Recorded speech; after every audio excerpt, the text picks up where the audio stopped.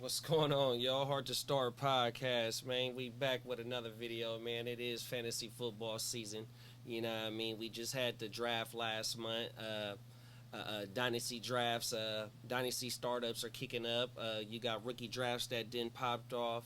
You know what I mean? Rookie mini camp then popped off. We about to have a little few OTAs here, and then we'll have a little break, and then come into July, man, training camps is here.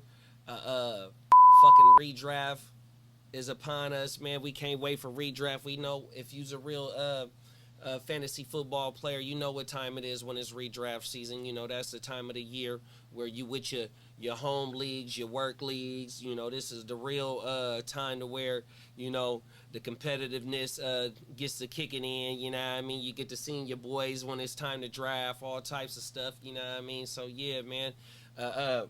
Hard to start, man. We back with some fantasy football content. We gonna try and stay bleeding the block with the fantasy content, man. I hope y'all stay tuned, stay rocking with us. I know that our core people that's rocking with us, they seen that we done made a change and went to covering everything in the culture and what's trending on the internet. You know what I mean? That's just to give the channel some depth. But we are fantasy football enthusiasts. This is how we got into these YouTube streets. You know what I mean? We love it. We are in a draft that is a travel destination draft, and this will be our 9th year draft. And we'll be drafting in Cabo San Lucas in Mexico. This is our second time going across the border doing our draft. We've been as far as to Miami. You know what I mean? We did Vegas a few times, Arizona a few times. So yeah, man, we are in love with fantasy football, man. It's a fucking understatement. Y'all know how we get down with it, man. We are in a community. You might be in some leagues with us. If not, man, let us know. We'll love to be in some leagues with you. We are not ducking no smoke over here at the Hard to Start Fantasy Football. But let's kick it off, man. This video is for it's just for 3 must-have running backs that I like as of right now, coming into redraft season. You know what I mean? These ain't no first round running backs, no second round running backs that everybody is going for. You know, you might not got a shot at these running backs, but you do damn got to show good chance of drafting these 3 young brothers that I'm about to mention. 100%, man. Make sure before we get into the video, man, you make sure you hit us with a thumbs up. If you ain't subscribed to the channel, man, please subscribe to the channel, man. Drop a comment. Go check our history on some of these old videos that we got, man, and just lock in with us 100%. But the first running back that we got up today, man, is going to be Isaiah Pacheco, man, 100%. The young bull from Kansas City, man, Mac 1-0 on his jersey, man, 100%. Let's get into it, man. Isaiah Pacheco, bruh, coming in with an ADP 46.4 or being drafted at the 4.10 in an offense that had a quarterback that threw for 597 pass attempts, which was 35 per game. IPOC ran for 205 attempts, 14.6 per game, and ran for 935 yards, caught 44 receptions on 49 targets. That equaled out for 244 yards. That equaled out to 1,179 combined yards with 9 total TDs and averaged 15.3 fantasy points per game. He had 50 red zone touches. 8 out of those 50 were goal line touches, and that's big because KC had 61 red zone attempt and 35 red zone TDs on a 54.1 red zone scoring percentage. He averaged 4.6 yards per carry in a pass-heavy offense and finished as the 15th overall running back last season. He was on my do not draft list last season because of being in a pass-heavy offense, and I didn't think he can finish where he did. And you can say that this season, especially with the ads of Hollywood and drafting Xavier Worthy. But IPOC should see an increase in breakaway runs, in which last season he had 11 and a breakaway run rate of 5.4%. IPOC will still eat on the ground, mostly because of him only seeing a stacked front carry rate of 18% and a light front carry rate of 48.3% with 4.1 yards per carry in a light front situation. As of right now, only being drafted at the 410, possibly seeing some hype train movement during the summer. IPOC is someone that should be on your draft board this year, y'all. Y'all make sure y'all don't sleep on IPOC. 100%. That's my new nickname for him. 100%. Man, he's young. Kansas Chief of Valley. He's the chief of Valley, IPOC, man, 100%, man. Y'all talk about it, man. Let me know how y'all feeling about IPOC, man. Let me pull him back up here on the screen, man. Y'all see some stats right there on everything. That's my dog, man. I'm telling you, he's somebody that you need to have. Let's get into our second running back. Our second running back gonna be Tony Pasta. Shout out to my dog Bogart, man, 100%. We got Tony Pasta on the screen here right now, coming from Dallas, going into Tennessee.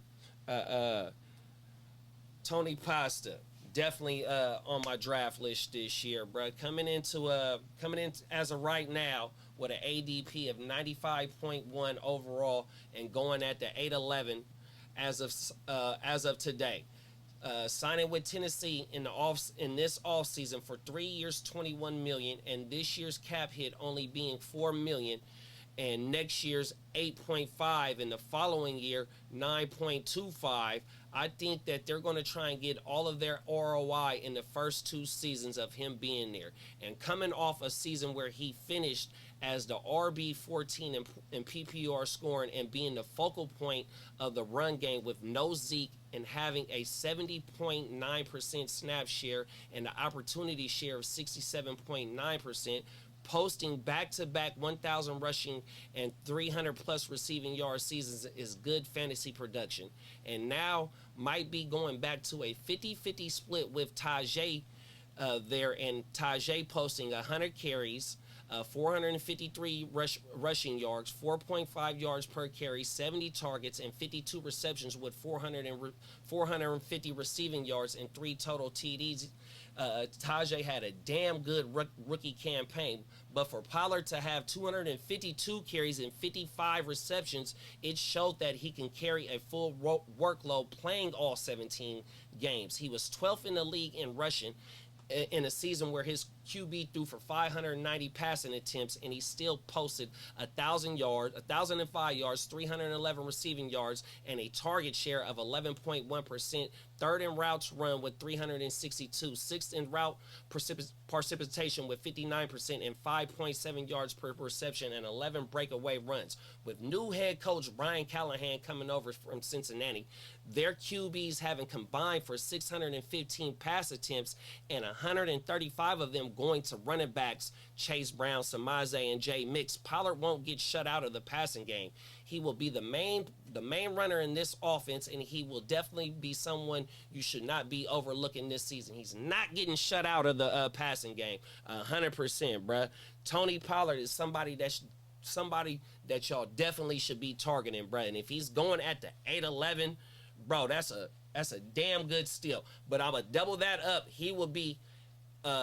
I would definitely try and cuff him with Tajay though. 100%. That's what I will be doing if I'm invested in Pollard in the later rounds. He will be somebody that I would love to cuff with Tajay, just based on what we see in Callahan is bringing over from Cincinnati and what they invested in Tennessee with that head coach and the offseason moves that they have made. 100%, man. Tony Pollard, Tony Pasta, man. Y'all make sure y'all go get some shares of him this year, bro.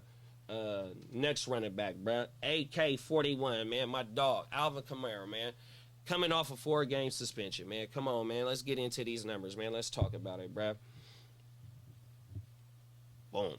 My last draft RB is Alvin Kamara with an ADP of 68.5 overall and at the 6.09. Coming off a 4-game suspension last season, AK-41 had an opportunity share of 71.2% with 180 carries, 13 per game, 694 rushing yards on 3.9 yards per carry, on top of 87 targets and 75 receptions with 466 receiving yards and 6 total TDs, averaging 17.9 fantasy points per game. AK-41 is still an elite fantasy RB out the backfield, posting a 19.3 target share. He ran 269 routes and had a 58.8 58.6 route precipitation. If he wasn't suspended for those 4 games, his 17 game pace comes out to 906 yards on the ground and 600 receiving yards. AK-47 is still a viable RB in PPR format and has the potential to move up boards come this draft season. If he's going in the 4th or 5th round and he's going to give you 900 yards and around 400 receiving yards and close to 10 TDs, man, in the hard to start, man, we call that ghetto gold, man, 100%. That's a damn good steal, bro, and he's looking to prove something that he's still one of the top running backs in this league. I mean, you got a Kendre Miller back there. You got a Jamal Williams back there. I don't see neither one of them being too much of a factors in taking any of that opportunity share or the passing work from AK-41. So you make sure you go get some AK-41 this year, man. Some shares of him, 100%, man. That was the video, man. I'm going to come back within the next day or two, drop 3 wide receivers, and I'm going to come back, drop 3 tight ends, then come back and drop 3 quarterbacks, and then double back with 3 wide receivers and 3 more running backs, y'all. But y'all make sure y'all stay tuned in, stay locked into everything that the Hard to Start got going on, man. We just had the giveaway, man. We got another giveaway coming up when college football drop. We're gonna be giving away the NCAA 25 on or 24 on Xbox and PlayStation. You know what I mean? We just send you a cash app to go get that 100%. So you make sure you be locked in for that, man, and just stay rocking with us, bro. We appreciate the love, man. In fantasy, if you ain't got the Heart to Start, you ain't got the nuts of a champion. In life, if you stay ready, you ain't got to get ready, man. Heart to Start podcast, man. We gone.